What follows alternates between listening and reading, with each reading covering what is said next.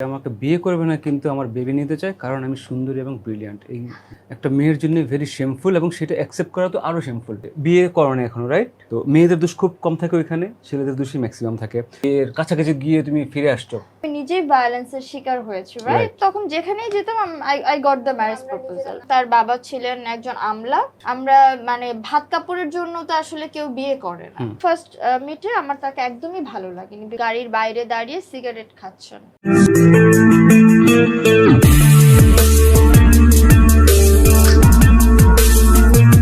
Okay guys, welcome to Manju Ahmed show.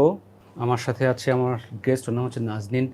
ওর যে গল্পটা টাইটেলটা হচ্ছে দিয়েছি আমরা, সে আমাকে বিয়ে করবে না কিন্তু আমার বেবি নিতে চায় কারণ আমি সুন্দরী এবং ব্রিলিয়ান্ট। এই লাইনটা ইটস রিয়েলি একটা মেয়ের জন্য ভেরি শেমফুল এবং সেটা অ্যাকসেপ্ট করা তো আরও শেমফুল। আমি শিওর যে তুমি সেটা অ্যাকসেপ্ট করো নাই। তো হ্যাঁ, সেখানে আমরা যাচ্ছি। So Nazneen, welcome to my show. Thank you so much আমাকে আমন্ত্রণ জানানোর জন্য। হ্যাঁ, ওকে। সো নাজনীন, তোমার পরিচয় দিয়ে নাও। She is a news presenter এবং এডিটর হিসেবে। হ্যাঁ, একটু বলো প্লিজ। আমি নাজনীন নাহার। আমি আমার চ্যানেলের নাম হ্যাঁ সবই বলতে পারো। এটিএন বাংলাতে কাজ করছি নিউজ প্রেজেন্টার হিসেবে, সংবাদ উপস্থাপক এবং বার্তা কক্ষ সম্পাদক হিসেবে। পাশাপাশি taking preparation higher study. I got the offer letter from a few countries as well as কোথায় এটা না বলি, এটা যখন যাব, বিকজ এখন তো জানো যে ভিসা রিলেটেড প্রবলেম হচ্ছে। পড়াশোনা করবা? আমি সিকিউরিটি এবং ইন্টারন্যাশনাল রিলেশনস। ওকে, দেন এখন না বলি। সো হচ্ছে নাজনীন, ওর যে গল্পটা, ওর যে জার্নি, বাট গল্পটা খুবই আমার কাছে মনে হচ্ছে ভেরি হার্ট ব্রেকিং। নাজনীন, একটু শেয়ার করতে পারো? কজ তুমি বিয়ে করো না এখনো, রাইট? আমি unmarried. Congratulations. You are still alive and you are still happy. Because না হলে মেয়েদের যে গল্পগুলো আমার এখানে আসে, ওদের ম্যাক্সিমাম গল্পই খুবই ব্রুটালি ওরা লাইক টর্চার্ড হয়। ডিভোর্সের আগে অনেক টর্চার হয়, ডিভোর্সের পরেও টর্চার্ড হয়।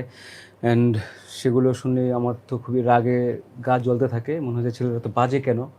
তো মেয়েদের দোষ খুব কম থাকে ওইখানে, ছেলেদের দোষই ম্যাক্সিমাম থাকে।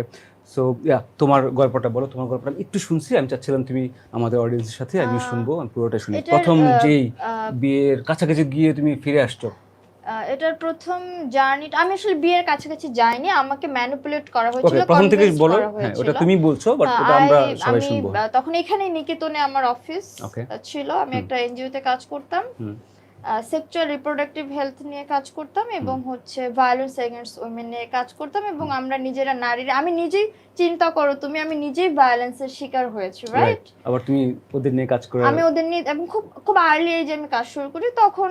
এবং মজার বিষয়, তখন যেখানেই যেতাম I got the marriage proposal. তারপর যেটা হলো, আমার এক কলিগ আপু ছিলেন, ভদ্রলোক। আমি কি ওর ইনস্টিটিউশনের নামগুলো বলবো? সব বলতে পারো। আচ্ছা ঠিক আছে। আমি আসলে কি ওকে, আমার কোনো প্রবলেম নেই। জায়গা, যেমন ক্যাডেট ব্যাকগ্রাউন্ড, রেসিডেন্সিয়াল ব্যাকগ্রাউন্ড, তুমি ডিসাইড করবে তুমি কার নাম বলবা কার নাম বলবা না, আমরা কিছু দিব না। Cadet background. সো যে কারণে আসলে এখান থেকে যখন এরকম একটা পারসন আসে, এটা কিন্তু ইনস্টিটিউশনের জন্য শেমফুল হয়ে দাঁড়ায়। তো স্বাভাবিকভাবেই তখন আমাকে খুব ইনফ্লুয়েন্স করা হলো। এবং তার বাবা ছিলেন একজন আমলা।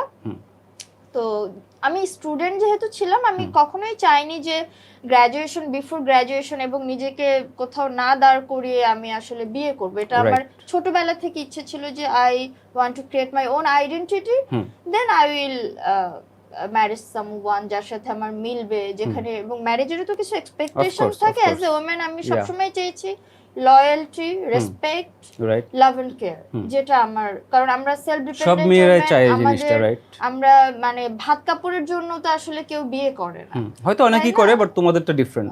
আমার কাছে মনে হয় করা উচিতও না। প্রত্যেকটা মেয়ের আসলে নিজের পায়ে দাঁড়ানোটা খুব দরকার এবং স্বাবলম্বী হওয়াটা খুব প্রয়োজন। এটা আমি বুঝে গিয়েছিলাম, because I lost my father at very young age. But আমি প্রিভিলেজড ছিলাম যে আমার বাবা আমার ব্যাকবোনটা তৈরি করে দিয়েছেন। আমার বাবা কিভাবে আমি আমার নিজের ডিসিশনটা নেব, সেই জায়গাগুলো আমার বাবা তৈরি করে দিয়েছেন। বিকজ আমার বাবা ল এনফোর্সমেন্ট জায়গাতে আসলে কাজ করেছে। তো প্রপোজাল আসলো, আমি ডিনাই করি। সেটা কবেকার কথা? সেটা প্রায়, আমি যদি ভুল করে না থাকি, 2013 এর দিকে একদম ফর্মাল প্রপোজাল যেভাবে আসে সিভি দিয়ে আমার মেইলে, তো আমি মৌখিক ভাবেও বলে, তো আমি আসলে রাজি হই না, কিন্তু আমার কলিগ আপুর সাথে আমি খুব ক্লোজ ছিলাম। কলিগ আপু আমার, তিনি আমাকে খুব স্নেহ করতেন এবং আমি তিনি খুব চাইতেন যে আমি তখন পড়াশোনা করছি, ফুল টাইম জব করছি, because it's a very hard life, right? তো তিনি আসলে চাচ্ছিলেন, তার দোষ না, তার যে জায়গাতে তিনি বেড়ে উঠেছেন, তার যা সার্কামস্টেন্সেস, সেই অনুযায়ী তিনি চাচ্ছিলেন আমি সেটেল ডাউন হই, আমি একটু রিল্যাক্স হই। কারণ এই সেমিনারে যাচ্ছি, কনফারেন্সে যাচ্ছি, সেই সাথে আমি পড়াশোনা করছি এবং আমার রেজাল্ট খুব ভালো, একাডেমিক রেজাল্টও ভালো। তো আমি বললাম যে না, আমি গ্রাজুয়েশন শেষ করে করব। এর মধ্যে তো আমি লাক্সে অংশগ্রহণ করি, সেখানে সেটা কবে ছিল? সেটা 14 তে। ওকে। সেখানে বেস্ট বিউটিফুল স্কিন পাই, প্লেস হোল্ড করি। তারপরে যেটা হলো, এই ভদ্রলোকের ভাই মানে ফ্রেন্ড, তারা পড়াশোনা করেন, classmate, they are all from cadet background. তো প্রচন্ড ভাবে পার্সু করে, তো 4 জন মানুষ মিলে কিন্তু আমাকে পার্সু করে এবং ইনফ্লুয়েন্স করে। 4 জন, মানে তাকে চিনতো? কারণ ওর ফ্রেন্ড। আচ্ছা, ওকে, দেয়ার ফ্রেন্ড, তারা একই সাথে পড়েছে। তারপরে পার্সু করে। আমি মানে এটা স্ক্রিনে মেয়েদের জন্য আমি বলবো, আমি ডিনাই করি, কারণ আমি যেহেতু পড়াশোনা শেষ তখনও করিনি এবং কেবল আমি মানে বের হলাম লাক্স থেকে এবং আমি টুকটাক মডেলিং করছি অ্যাজ এ প্রফেশনাল মডেল হিসেবে। কেবল I started my career as a model. তো যেটা হলো, আমি তখন ওই আপুদের অনেক ফ্যামিলি প্রোগ্রাম অ্যাটেন্ড করতাম, বিয়ে, বার্থডে, এরকম অনেক প্রোগ্রাম অ্যাটেন্ড করতাম। ওকে। তো তখন আমাকে মানে মজার বিষয়, যেখানে আমরা মেয়েরা দুর্বল হয়ে যাই, আমি ওই ভাইয়া আমাকে বলে, নাজনীন তুমি একবার ওর সাথে মিট করো, কথা বলো। বাট ওদের ইন্টেনশন কি ছিল আসলে? ওরা কেন চাচ্ছিল? তারা বিয়েই মানে ছিল, তারা তো জানতো না যে হি ইজ আ ক্রিমিনাল। তারা কেন এত ইনফ্লুয়েন্স করেছে আসলে, এটা একটা তুমি ভালো প্রশ্ন করেছো, এটা আমি জানি না যে তারা আমার মনে হয় আপু হয়তো আমার ভালোর জন্যই চেয়েছেন যে আমি ভালো থাকবো বা কিছু, because they are well established.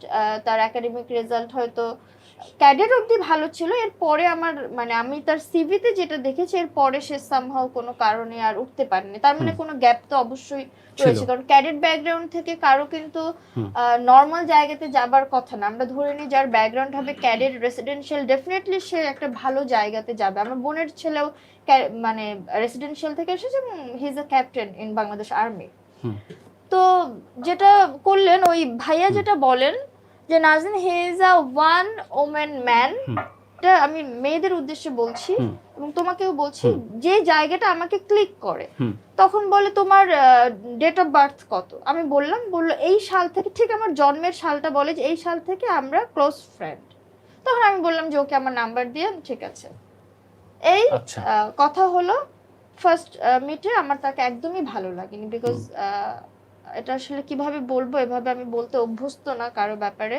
Very unpolished, okay, very unpolished, আমার ভালো লাগেনি।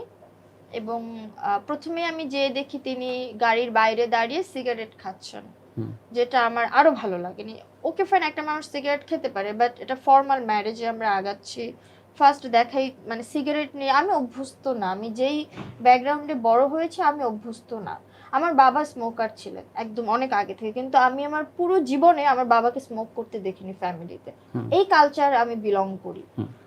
তো ভালো লাগেনি, আমি তাকে সরাসরি না বলে দিলাম যে দেখেন আমি অ্যারেঞ্জ ম্যারেজে যাচ্ছি। মানে কথা বলার পরে? হ্যাঁ, আমি মানে ফার্স্ট মিটের পরে আমি বললাম যে দেখেন আমি অ্যারেঞ্জ ম্যারেজে যাচ্ছি। আমি তাকে সরাসরি বললাম যে আমি অ্যারেঞ্জ ম্যারেজে যাচ্ছি, সো আমার আসলে এত সময় নেই যে আমি কাউকে মেক করে নেব। আপনি আমার টিনেজের কোনো প্রেমিক নন যে আমি 9-10 এ পড়ি, because I completed my graduation তখন।